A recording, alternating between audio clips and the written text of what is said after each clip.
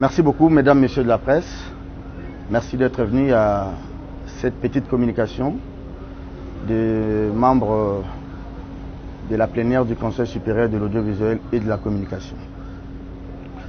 Et nous vous avons invité ici pour vous faire le point de la situation qui prévaut au sein de notre institution d'appui à la démocratie, qui est le CESAC. Certainement, vous êtes informés. Ça fait plusieurs mois de cette clameur publique concernant la situation socio-professionnelle des agents, mais aussi les problèmes de fonctionnement de notre institution. Certainement que vous allez vous poser la question, pourquoi on dit que c'est Léo conseiller Kabongo qui va parler pendant que je me fais entourer des aînés? Tout simplement parce que, comme c'est moi les Benjamins, il m'a été demandé de rapporter fidèlement ce que je vais dire tout à l'heure. Il y a eu cette clameur publique et ça n'est suivi comme certains d'entre vous l'ont suivi la semaine passée. Une lettre ouverte d'un de nos collègues adressée aux membres du bureau qui jusqu'aujourd'hui n'a pas trouvé gain de cause.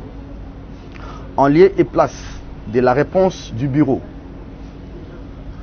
nous avions été désagréablement surpris de constater quelques jours après que 3 d'entre nous, hauts conseillers investis par ordonnance présidentielle, nous étions invités à une séance de travail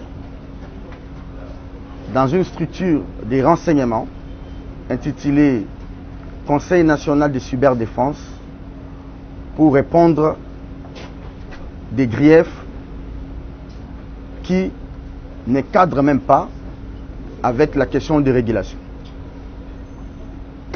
Et certains de nos collègues hauts conseillers ont posé ces problèmes au bureau via notre plateforme qui est les groupes officiels des hauts conseillers CESAC, aux membres du bureau, au président, parce que, rappelez-vous, au terme de l'article 42 de notre loi organique, seul le président, qui est le chef de l'institution, chef de corps, est obligé de parler au nom de l'institution ou d'engager l'institution auprès des tierces.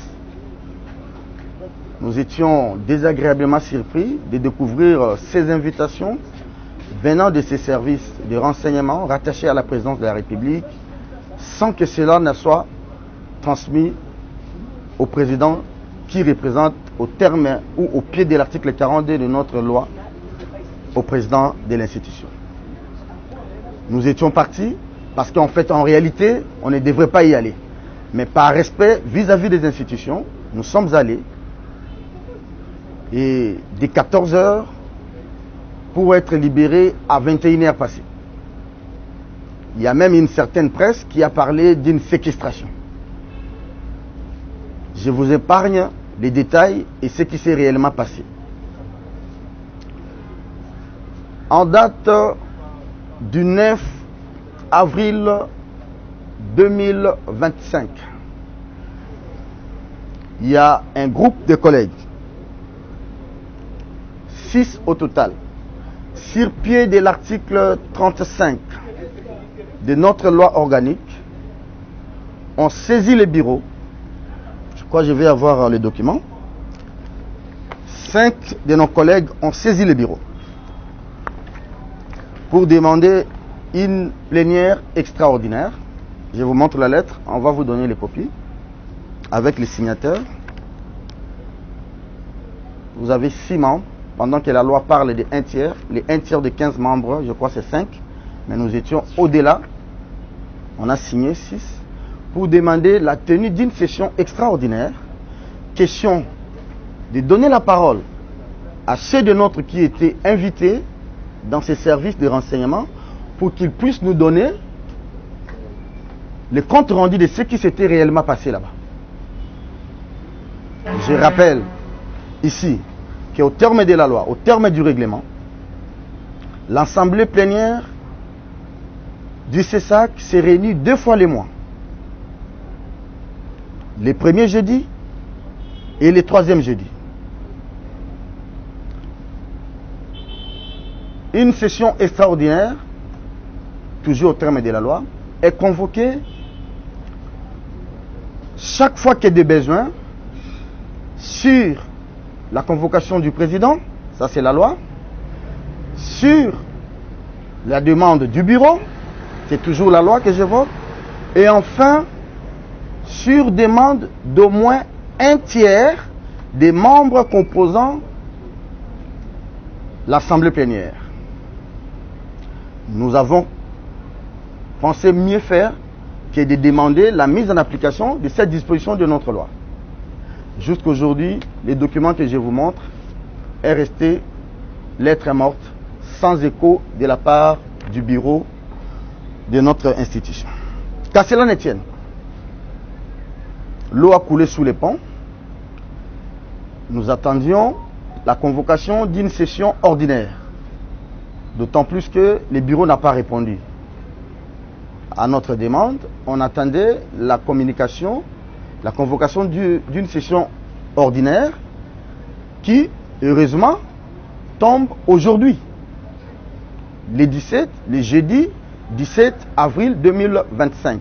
Pourquoi ça tombe aujourd'hui? Parce que, rappelez-vous, j'ai dit à l'entame de mes propos que nous nous réunissions en ordinaire 2 fois les mois. Les premiers jeudis, rappelez-vous, je crois, c'était un certain 3 avril, on s'était réunis ici, c'était les premiers jeudis. Les 2e jeudis, on ne pouvait pas se réunir, d'autant plus qu'on ne se réunit pas les 2e jeudis au terme du règlement intérieur. Et le 3e jeudi tombe aujourd'hui. Donc, c'est un jeudi où c'est un jour de la session qui est réglementaire et il est statutaire. Grand est notre étonnement, grande est notre désolation. Nous le constatons avec vous, ici, que depuis que nous sommes là, certains à 9 h, d'autres à 10 h, d'autres à 10h30, la session ordinaire, réglementaire, n'est pas convoquée. Non simplement qu'elle n'est pas convoquée.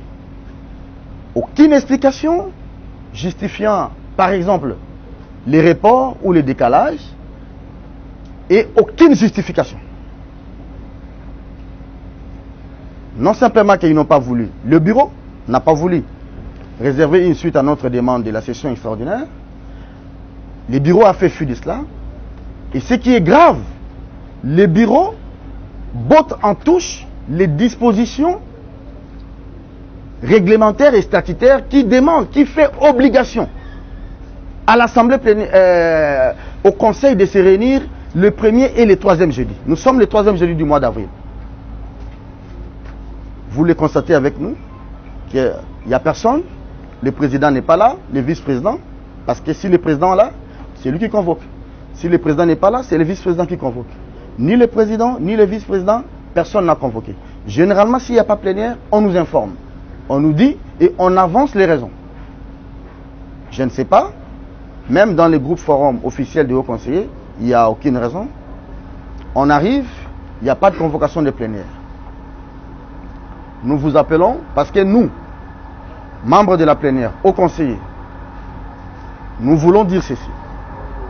À partir d'aujourd'hui, nous constatons ces violations répétitives de notre règlement intérieur, mais aussi de la loi organique. Et nous allons nous réunir pour tirer toutes les conséquences, que ce soit réglementaire, tout comme du point de vue du droit. Pour terminer, j'aimerais vous rassurer que la question qui est soulevée aujourd'hui au CESAC, c'est une question qui concerne une institution d'appui à la démocratie. Et que les dispositions de notre statut et du règlement nous donnent le mécanisme interne pour pouvoir résoudre nos problèmes à l'interne. L'Assemblée plénière est instituée comme l'organe suprême du CESAC. Il n'y a qu'elle qui peut résoudre tous les problèmes que nous venons de décrire à l'entame de nos propos. Puisque la loi doit être au-dessus des hommes et non des hommes au-dessus de la loi qui doivent penser qu'ils doivent convoquer des sessions ordinaires ou extraordinaires quand bon leur semble. J'ai dit et je vous remercie.